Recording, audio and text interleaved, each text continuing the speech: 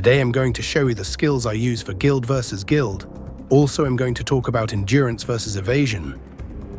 These are the passive and skills I use for guild versus guild because I want to do damage.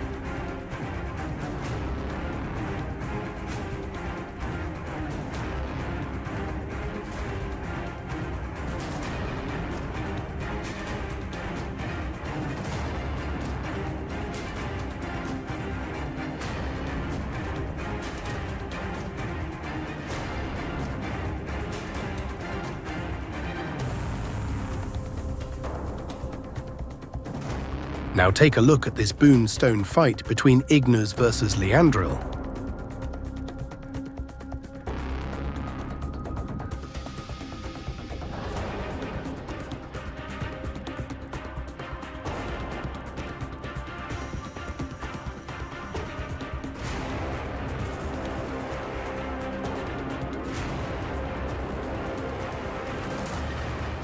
Also, let's talk about endurance versus evasion.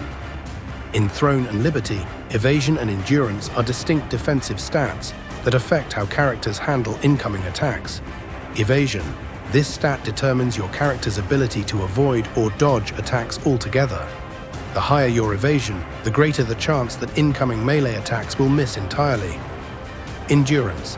This stat represents your character's ability to withstand melee attacks, reducing the damage taken when hit. Rather than preventing hits, it minimizes the impact of those that land. In short, evasion helps avoid hits, while endurance reduces the damage of hits that connect.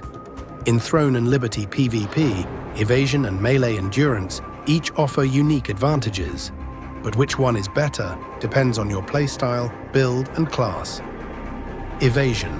Ideal for agile characters who rely on mobility, evasion can be powerful in PvP because it allows you to avoid damage altogether. Against opponents with strong, single-hit attacks, high evasion can help you dodge critical hits entirely. However, evasion can be inconsistent if the opponent has skills that reduce your evasion or if they have high accuracy.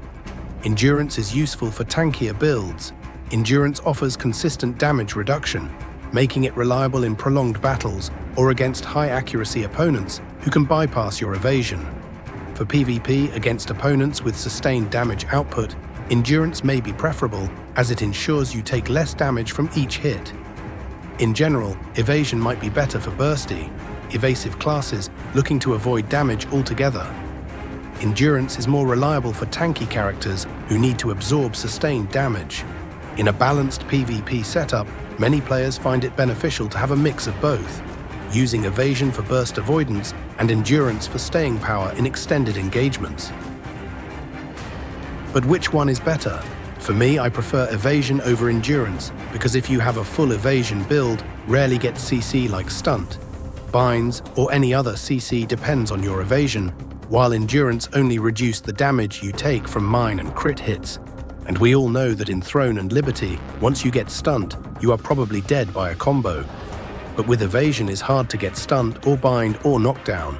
For us great sword and shield users is better to have more evasion, but for sword and shield with wand is better to have more endurance, because you can heal the damage you take if there is a fight between a full endurance versus full evasion.